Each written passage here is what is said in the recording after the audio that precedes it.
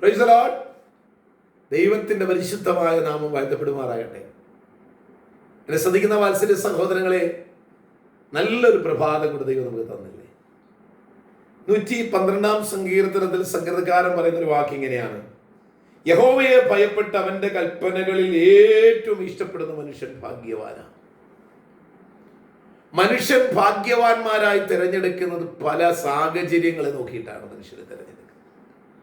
പക്ഷെ മനുഷ്യനോ പുറമേ ഉള്ളത് നോക്കുന്നു, യഹോവയായ ദൈവമോ ഹൃദയങ്ങളെ അറിയുന്നു എന്നാണ് വചനം പറയുന്നത്.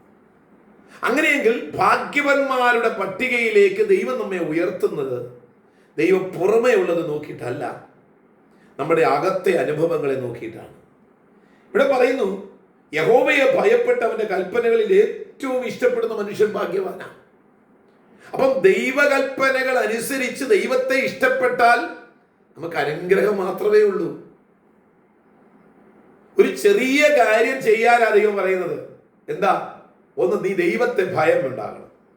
2, ദൈവത്തിന്റെ കൽപ്പനകളെ നീ ഇഷ്ടപ്പെടണം. എത്ര ലളിതമായ കാര്യമാണ് ചെയ്യാൻ ദൈവം പറയുന്നത്.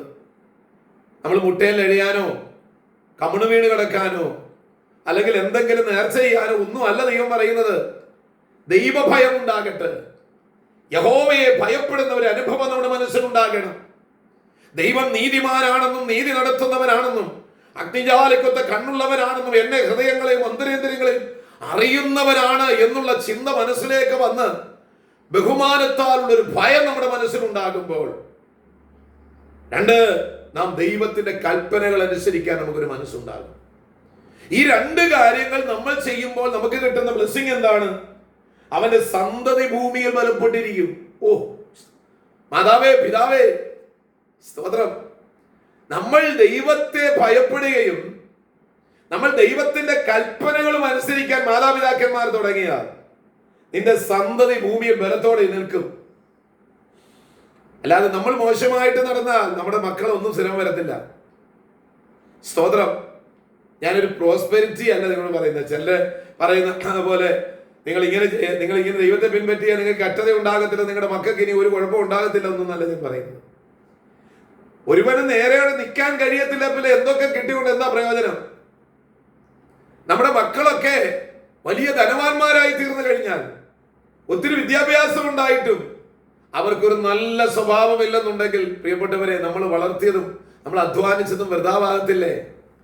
അപ്പോൾ മാതാപിതാക്കന്മാരായ നാം ദൈവത്തെ ഭയപ്പെടുകയും ദൈവത്തിന്റെ കൽപ്പനകൾ അനുസരിക്കുകയും ചെയ്താൽ ഒന്നാമത്തെ ബ്ലെസ്സിങ്, ദൈവം നമുക്ക് തന്ന തലമുറകൾ എന്ത് ചെയ്യും? ബലത്തോടെ നിൽക്കും.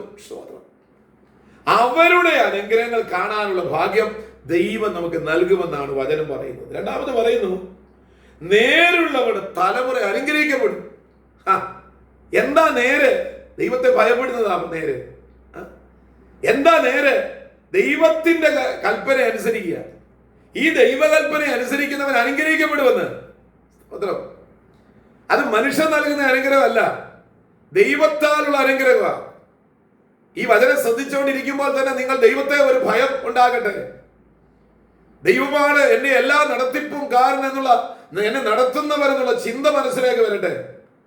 അതുണ്ടാകുമ്പോൾ തന്നെ നിന്റെ ശിരസിലേക്ക് ദൈവത്തിന്റെ അനുഗ്രഹ വർഷം കടന്നു വരികയാണ്. സ്തോത്രം.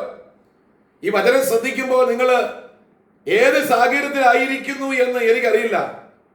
പക്ഷെ നിങ്ങൾ എവിടെ ഇരുന്നാണോ ഈ വചനം ശ്രദ്ധിച്ചാലും ഒന്ന് ഞാൻ ഉറപ്പ് നൽകുന്നു, അത് സ്നേഹത്തോടും ദൈവത്തെ ബഹുമാനിച്ചുകൊണ്ടും ഭയത്തോടുമാണ് ഈ വചനം ശ്രദ്ധിക്കുന്നെങ്കിൽ നിങ്ങൾ ഇരിക്കുന്ന ഇരിപ്പിൽ തന്നെ, നിങ്ങളെ കിടക്കുന്ന കിടപ്പിൽ തന്നെ ദൈവത്തിന്റെ അനുഗ്രഹം നിങ്ങളുടെ തലമേൽ വരികയാണ്. സ്തോത്രം. അത് നിങ്ങൾക്ക് മാത്രമല്ല, നിങ്ങളുടെ തലമുറയിലേക്ക് ദൈവം കൈമാറുകയാണ്. സ്തോത്രം. മാതാവേ, പിതാവേ, അബ്രഹാമും സാറയ്ക്കും മാതൃകയാകാനുള്ള കാരണം, അബ്രഹാമിനോട് പറഞ്ഞു, നീ എന്റെ കൽപ്പന അനുസരിച്ചാൽ നിന്റെ തലമുറ ദേശത്തെ അവകാശമാക്കും. നിന്റെ സന്തതി അനുഗ്രഹിക്കപ്പെടും. എങ്ങനാ? കടൽക്കരയിലെ മണൽ പോലെയും ആകാശത്തിലെ നക്ഷത്രങ്ങൾ പോലെയും നിന്റെ തലമുറകളെ ഞാൻ അനുഗ്രഹിക്കുന്ന ദൈവമാണ്. നമ്മ ദൈവത്തെ അനുഗ്രഹിക്കുക, അനുഗ്രഹം പ്രാപിപ്പാൻ കുറുക്കു വഴികളൊന്നുമില്ല. ദൈവത്തെ അറിയ്, ദൈവത്തെ സ്നേഹിര്, ദൈവം മാത്രമേ നിനക്കുള്ളൂ എന്ന് നിന്റെ മനസ്സിനെ പഠിപ്പീര്.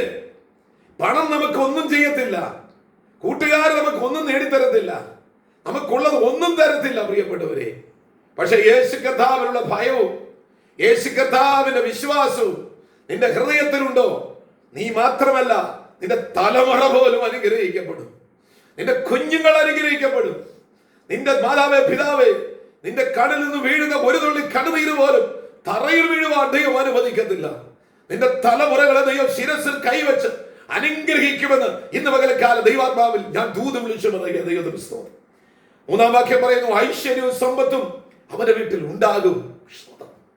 നമ്മുടെ വീട്ടിനകത്ത് ഐശ്വര്യം എങ്ങനെ ഉണ്ടാകുന്നത്? എന്തെങ്കിലും ചെടികൾ വെച്ചുണ്ടാകുന്ന ഐശ്വര്യമല്ല, ഏതെങ്കിലും ആരുടെയെങ്കിലും ദൈവങ്ങളുടെ മനുഷ്യനിർമ്മിത ദൈവങ്ങളുടെ രൂപം കൊണ്ട് അവയവിടെ വെച്ചിട്ടല്ല. ദൈവത്തിന്റെ അനുഗ്രഹം. സ്തോത്രം. ദൈവത്തെ ഭയപ്പെടുന്ന ഒരു കുടുംബമാണോ നിങ്ങളുടെ കുടുംബം? നിങ്ങളുടെ കുടുംബത്തിനകത്ത് ഐശ്വര്യം ഉണ്ടാകും. നിങ്ങളുടെ കുടുംബത്തിനകത്ത് സമാധാനം ഉണ്ടാകും. കലഹം നിങ്ങളുടെ വീട്ടിൽ നിന്ന് പോട്ടെ. അതെ, പരസ്പര വിരുദ്ധമായുള്ള കാര്യങ്ങൾ പറയുന്നത് നിങ്ങളുടെ കുടുംബത്തിനകത്ത് നിന്ന് മാറിപ്പോട്ട്. സ്തോത്രം.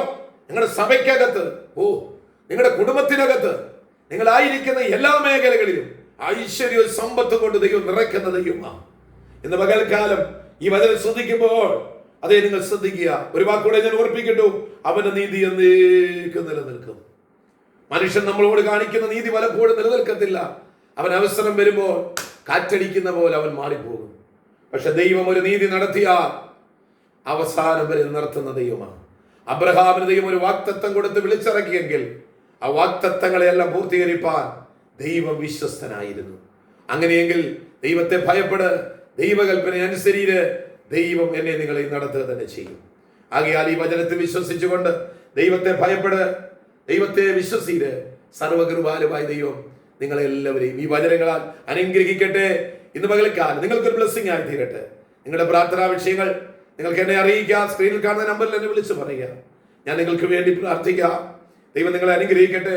നിങ്ങൾക്ക് ആരാധിപ്പാൻ പ്രാർത്ഥനാ സപ്പോർട്ട് വേണമെങ്കിൽ നിങ്ങൾ തിരുവനന്തപുരത്തുള്ള അതേ IPC പ്രയർ ബാർ വർഷിപ്പ് സെന്ററിൽ അതേ ഞങ്ങളുടെ ആരാധനകൾ നടക്കുന്നുണ്ട്, പ്രാർത്ഥനകൾ നടക്കുന്നുണ്ട്. നിങ്ങൾക്ക് ഞങ്ങളെ കോൺടാക്ട് ചെയ്യാം. നിങ്ങൾക്ക് പ്രാർത്ഥനയിലൂടെ കടന്നു വന്ന് സംബന്ധിക്കാം. ദൈവം നിങ്ങളെല്ലാവരെയും ഈ വചനങ്ങളാൽ അനുഗ്രഹിക്കുമാറാകട്ടെ. ആമേൻ.